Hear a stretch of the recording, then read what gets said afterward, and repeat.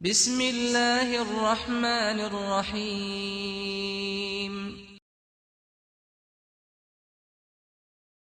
الحمد لله رب العالمين نحمده ونستعينه ونستغفره ونعوذ بالله من شرور أنفسنا ومن سيئات أعمالنا من يهده الله فلا مضل له ومن يضلل فلا هادي له أشهد أن لا إله إلا الله وحده لا شريك له وأشهد أن محمدا عبده ورسوله صلى الله عليه وسلم اللهم صل وسلم وبارك على هذا النبي الكريم وعلى آله وأصحابه ومن تبعهم بإحسان إلى يوم الدين أما بعد فيا عباد الله إني أوصيكم ونفسي وإياي بتقوى الله فقد فاز المتقون يا أيها الذين آمنوا اتقوا الله حق تقاته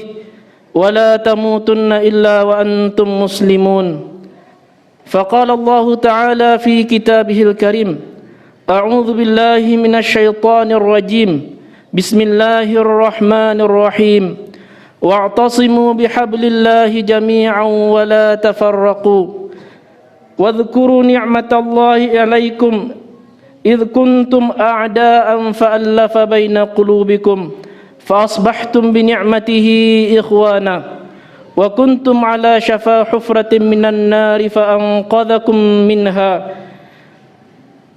كذلك يبين الله لكم آياته لعلكم تهتدون صدق الله العظيم وعن عبد الله بن سلام رضي الله عنه قال رسول الله صلى الله عليه وسلم أيها الناس أفشوا السلام وصلوا الأرحام وقموا الليل والناس نيام تدخلوا الجنة بالسلام رواه الترمذي. Kaum muslimin sidang jamaah Jumat rahimakumullah, pertama sekali kita bersyukur kepada Allah Subhanahu wa taala atas limpahan nikmat, atas hidayah yang Allah berikan kepada kita, sehingga dengan hidayah Allah itu kita dipilih sebagai salah seorang di antara manusia yang beriman kepada Allah Subhanahu wa taala, di mana sebagian orang banyak yang tidak Allah pilih sebagai orang yang beriman, sehingga mereka tidak bisa merasakan nikmatnya salat, sehingga mereka tidak bisa merasakan nikmatnya berpuasa, sehingga ketika mereka bersedekah, berinfak, mereka tidak mengharapkan apa-apa dari Allah Subhanahu wa taala. Dengan nikmat Islam yang Allah berikan kepada kita, kita bisa membaca Al-Quran, kita bisa mendapatkan pedoman yang lurus, pedoman yang Allah jadikan sebagai tuntunan bagi kita, bagi keselamatan dunia dan akhirat kita. Kita bersyukur kepada Allah Subhanahu wa taala atas nikmat iman dan Islam ini. Bersyukur kita sebanyak-banyaknya kepada Allah Subhanahu wa taala. Kemudian salawat dan salam buat junjungan kita, suri tauladan kita, qudwah hasanah yang Allah jadikan sebagai contoh bagi kita dalam menjalani kehidupan ini. Manusia biasa yang sederhana, yang memiliki keluarga, yang memiliki tetangga, memiliki orang tua, yang kehidupannya sama dengan kehidupan manusia biasa, tetapi beliau mencontohkan kita bagaimana taat kepada Allah Subhanahu wa taala, bagaimana mengabdikan diri kepada Allah Subhanahu wa taala, bagaimana mengorbankan diri di jalan Allah Subhanahu wa taala, bagaimana beliau mengajarkan kepada kita bahwasanya kehidupan dunia ini hanya sementara, sedangkan kehidupan di akhiratlah yang hidup yang sebenarnya. Maka beliau mengajak kita untuk mempersiapkan bekal untuk kehidupan yang akhirat, kehidupan akhirat. Beliau mengingatkan kita untuk menyiapkan generasi anak-anak kita yang nanti setelah kita meninggal yang akan bisa mendoakan kita, yang akan menjadi anak-anak yang soleh, yang bermanfaat bagi kita. Beliau ajarkan kita untuk berinfak di jalan Allah, sehingga ketika kita meninggal dunia ada amalan yang terus mengalir meskipun kita tidak melakukannya. Beliau mengajarkan kepada kita untuk mengajarkan ilmu yang bermanfaat, sehingga ilmu yang bermanfaat tersebut diamalkan oleh manusia, sehingga apabila kita meninggal amalan terus berjalan sedangkan kita telah meninggal dunia. Semoga Allah Subhanahu wa taala membimbing kita untuk menjadi umat Nabi Muhammad, menjadikan Rasulullah sallallahu alaihi wasallam sebagai suri tauladan kita sampai nanti akhir hayat kita. Amin ya rabbal alamin. Kaum muslimin sidang jamaah Jumat rahimakumullah, dalam ayat yang kita sampaikan pada awal khutbah tadi, mungkin kita sudah hafal, tetapi namanya peringatan, kadang-kadang kita sudah lupa, kadang-kadang kita belum mempelajarinya, kadang-kadang kita belum memahaminya. Maka pada khutbah Jumat ini kembali kita membahas firman Allah Subhanahu wa taala dalam surah Ali Imran, surah yang ketiga, dalam ayat yang ke-103. Allah Subhanahu wa taala berfirman, Allah Subhanahu wa taala memerintahkan kita, wa'tasimu bihablillahi jami'ah.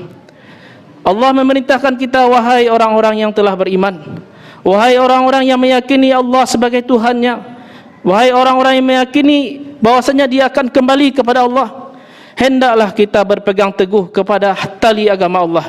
Apa itu tali agama Allah? Yaitu Al-Quran dan Sunnah.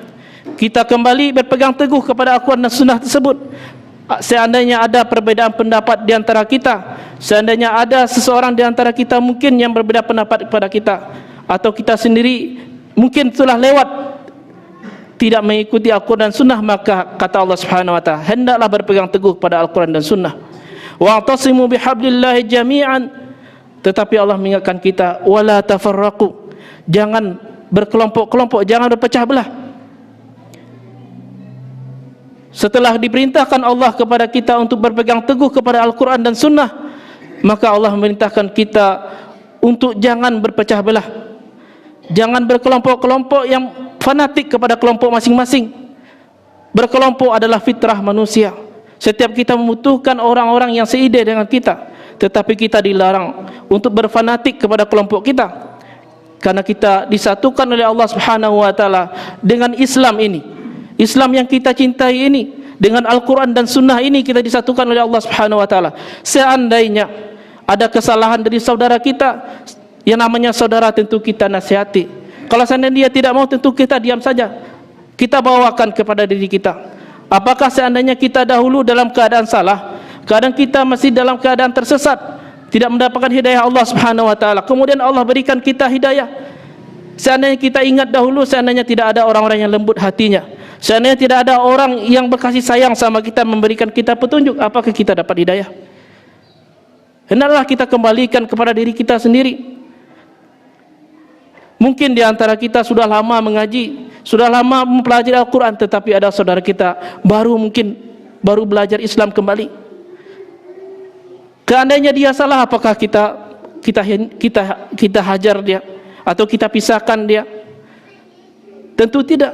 Kita akan ajak mereka sebagaimana mereka kita dahulu dalam keadaan tersesat, kemudian Allah beri hidayah, kita ingin saudara kita dalam keadaan hidayah tersebut.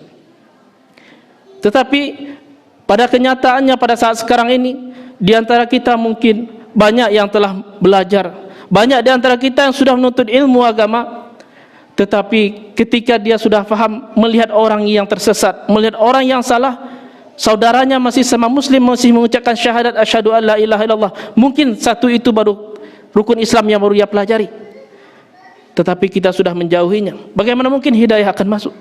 Ingatkah kita pada suatu kali Sayyidina Umar radhiyallahu anhu, ketika setelah beliau ditusuk, ketika beliau jadi imam salat oleh Abu Lulu'ah Al-Majusi, ketika itu beliau dalam keadaan sudah hampir meninggal dunia, ketika beliau minum air susu kemudian keluar dari ususnya. Maka ketika itu beliau melihat salah seorang pemuda yang kainnya isbal jatuh di bawah mata kakinya. Maka ketika Sayyidina Umar mengatakan kepada dia, wahai anak muda, angkatlah sarungmu, karena itu lebih bertakwa kepada Allah Subhanahu wa taala. Apakah beliau marah? Bisa jadi dia tidak tahu, atau bisa jadi ketika itu sarungnya terturun ke bawah. Tetapi itulah cara mengajarkan orang. Walau kunta fadhan ghalidhal qalbi lan faddu min haulik. Kalau kamu hati kasar, keras, mereka akan lari daripadamu. Tidak ada contoh dari Rasulullah SAW ketika berdakwah. Yang namanya dakwah, kita adalah lemah lembut. Ketika dakwah, banyak kita memberikan maaf, karena banyak di antara kita mungkin yang tidak memahaminya. Maka Allah Subhanahu wa taala mengingatkan kita, setelah berpegang teguh kepada Al-Quran dan Sunnah, maka wajib bagi kita bersatu. Seandainya di antara kaum muslimin ada mungkin yang tidak melaksanakan, tetapi kita menganggap dia adalah kaum muslimin, dia adalah saudara kita, maka timbul kasih sayang kita. Karena musuh-musuh kita bersatu untuk menghancurkan kita, kenapa kita bermusuh-musuhan dalam Islam yang telah menyatukan kita? Kaum muslimin sedang majmua rahimakumullah. Kemudian Allah Subhanahu wa taala mengingatkan kita, "Wadhkuru ni'matallahi 'alaikum idz kuntum a'da'a."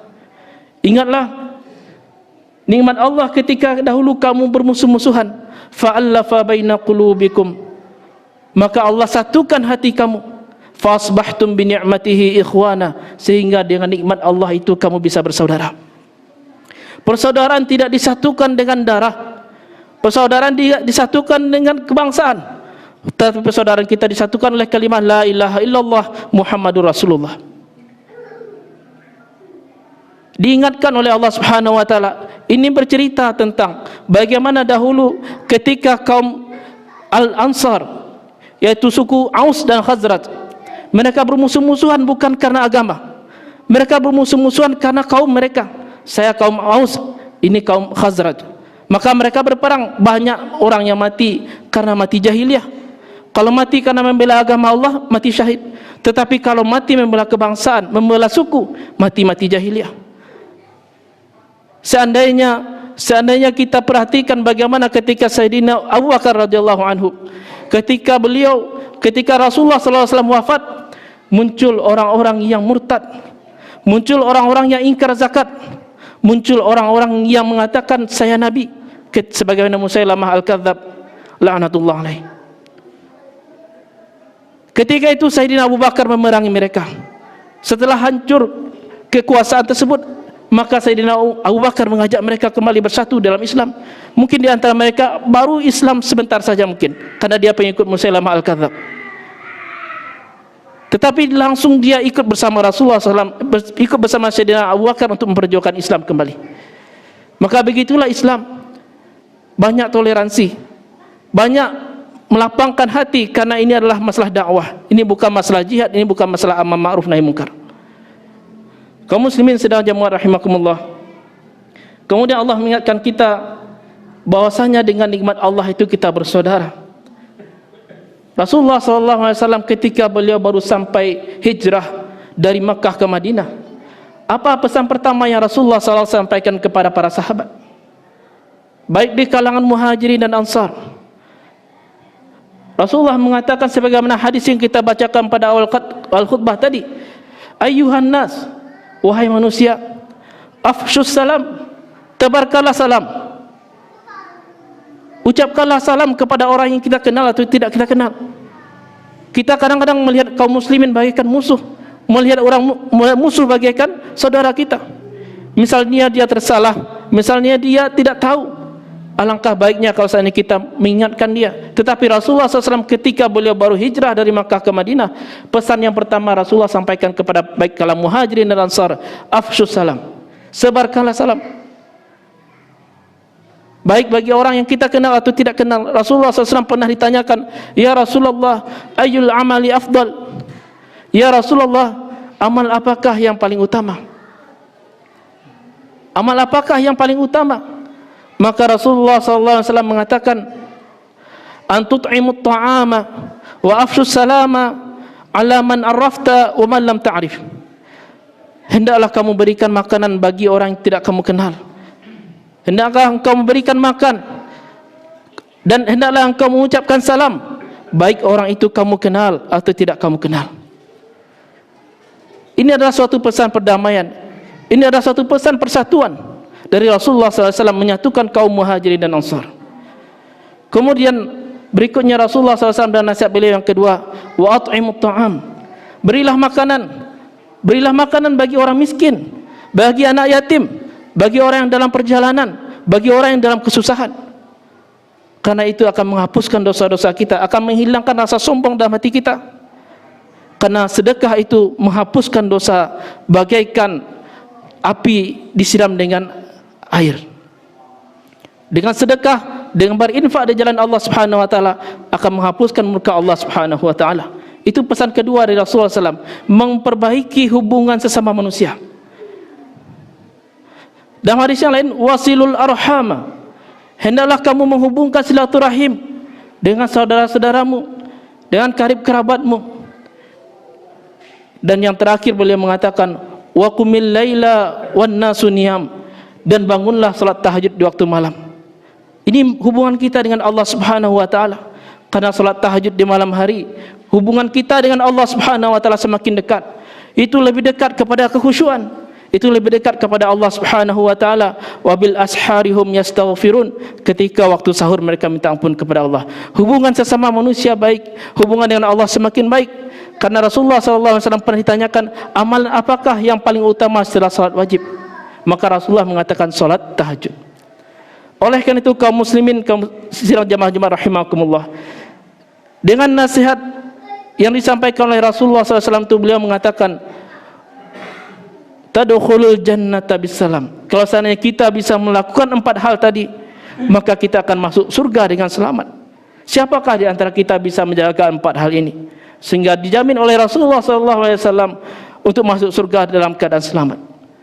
Oleh karena itu kaum muslimin sidang jamaah Jumat rahimakumullah, hendaklah kita mengingat perintah Allah, hendaklah kita berpegang teguh dengan tali agama Allah, yaitu Al-Quran dan Sunnah, dan jangan kita berpecah belah. Jangan kita fanatik kepada kelompok atau pengajian kita, karena sesungguhnya kita semua akan kembali kepada Allah Subhanahu wa taala. Allah yang akan menghukum di antara kita, baik apa yang kita lakukan, baik apa yang mereka lakukan. Fa'tabiru ya ulil absar la'allakum tuflihun. Syukran ya Rabbi, syukran, hadaita qalbi, syukran.